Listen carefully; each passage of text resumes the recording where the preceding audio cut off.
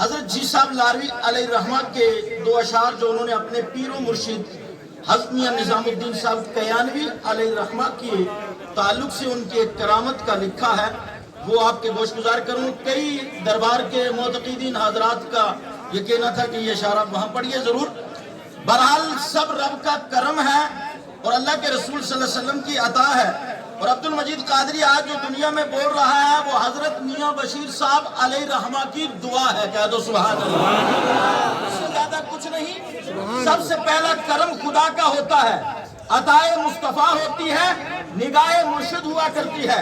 تو حضرت جی صاحب لاروی علیہ الرحمہ نے لکھا، اس سے پہلے قرآن کی آیت کا ترجمہ سماعت کرو کہ آج یہ لار دربار کے اندر جو جم غفیر ہے، یہ جم غفیر کیوں ہے؟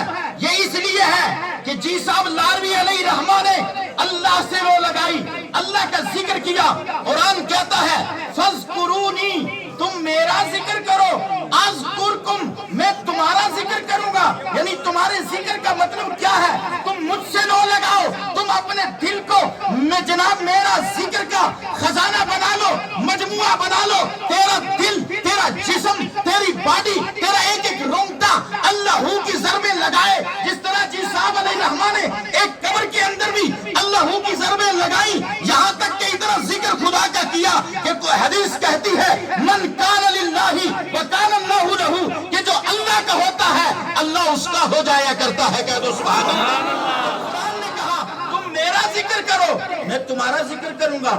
کیا مطلب تمہارا ذکر کروں گا؟ یعنی یہ تھوڑا معاذ اللہ کہ تمہارا وظیفہ ہوگا۔ سنو ذکر یہ ہوگا، تم میرا ذکر کر رہے ہو، تمہارا چرچا کروں گا پورے جموں کشمیر کا، پنجاب سے لے کر پوری دنیا سے، تمہیں تمہارے دربار میں لوگوں کو پہنچا کر کے اور پوری دنیا کو دکھاؤں گا کہ یہ بندہ وہ ہے جس نے میرا ذکر کیا ہے اور میں اس کا ذکر اس طرح کر رہا ہوں۔ سبحان اللہ، سبحان اللہ۔ یہ ہوتا ہے میرے دوستوں، اللہ والے کا ذکر۔ اور اس کے اوپر میں پہلے یہ شعر کہہ دوں، اور یہ میرا شعر الحمدللہ مفتی ابراہیم صاحب اس کو مکمل سمجھیں گے، اور تمامی علماء اور صاحب سجادہ۔ الحمدللہ یہ تو وہ دربار ہے یہاں کے ہم ایک پتھر سے بھی محبت کرتے ہیں، یہ تو میاں بشیر صاحب کے پھول ہے۔ کہہ دو سبحان اللہ۔ آپ اطمینان رکھیں، میں الحمدللہ چھچورا کام کرنے والا کبھی نہیں ہوں۔ اخلاق کے قدموں پہ کلندر نہیں گرتا، اخلاق کے قدموں پہ کلندر نہیں گرتا، ٹوٹے جو ستارہ وہ زمین پر نہیں گرتا، اور گرتے ہیں بڑے شوق سے سمندر میں دریا، لیکن کسی بھی دریا میں سمندر نہیں گرتا۔ اب جس کو جتنا سمجھنا ہو وہ سمجھ لے، اور میرا پیغام یہ رہے گا کہ قرآن نے کہا تم میرا ذکر کرو، میں تمہارا ذکر کروں گا۔ ان اولیاء اللہ نے اللہ کا ذکر کیا۔ آج خط دینے کی، دعوت دینے کی ضرورت نہیں، بلکہ اتنی رب سے محبت کر لی کہ رب کے فرشتوں کی جماعت زمین پر اتر کر میرے اور آپ کے دلوں میں محبت ڈال رہی ہے۔ ہم جہاں سے اوپر وانگت کی طرف راستہ آتا ہے وہاں سے ہم لوگ پیدل چل کر کے آئے۔ کیوں آئے؟ یہ محبت اللہ نے ان کی ہمارے دلوں میں ڈالی ہوئی ہے، اور جب تک ایمان قائم رہے گا یہ محبت قائم رہے گی۔ کہہ دو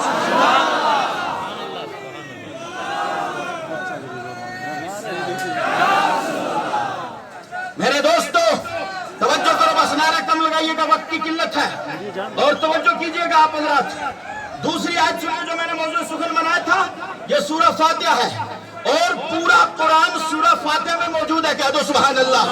اور سورہ فاتحہ کے کئی اسماء مبارکہ ہیں، اسے ام القرآن بھی کہا گیا ہے، اسے کافیہ بھی کہا گیا ہے، اسے وافیہ بھی کہا گیا ہے، اسے شفا بھی کہا گیا ہے۔ کہہ دو سبحان اللہ۔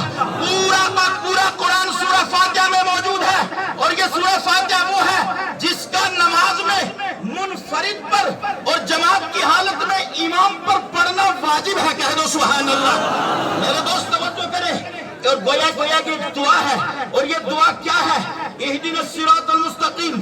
پوری سورت کا ترجمہ نہیں کر رہا، وقت کی قلت ہے، جو میرا موضوع سخن ہے اس پر بات کر رہا ہوں۔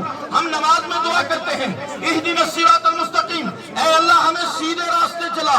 یا اللہ نماز میں کھڑے ہیں پھر بھی تو سیدھا راستہ منگوا رہا ہے، پتا چلا کہ خالی نماز پڑھ لینا سیدھے راستے کی علامت نہیں. اللہ نے خود قرآن میں فرمایا نماز کی حالت میں ہو آگے دعا مانگو. صراط الذین انعمت علیہم, راستہ ان لوگوں کا جن پر تیرا انعام ہوا ہے. کہہ دو سبحان اللہ. ایک بار پورا مجمع جہاں تک بھی ہاتھ اٹھا کے بولے یا رسول اللہ. اللہ عقیدہ دے رہا ہوں, سنو جو قرآن نے دیا کس پر انعام ہوا. دعا کروائی گئی صراط الذین انعمت علیہم, راستہ ان لوگوں کا جن پر تیرا انعام ہوا. انعام والے کون ہیں آگے بھی سن رہا ہے. پھر غیر المغضوب علیہم ولا الضالین, نہ بہکے ہوں کا نہ گمراہوں کا. قرآن نے فیصلہ دے دیا نماز میں بھی ہو تب بھی راستہ مانگو انعام والوں کا, گمراہوں کا اور بے دینوں سے بچو. توجہ کرو, قرآن سے پوچھتے ہیں اے قرآن بتا دوسری جگہ میں یہ انعام والے لوگ کون ہیں, تو قرآن نے کہا انعم اللہ علیہم من النبیین والصدیقین والشہداء والصالحین. انعام والے لوگ نبیوں کی جماعت ہے, صدیقین کی جماعت ہے, شہداء کی جماعت ہے, صالحین کی جماعت ہے.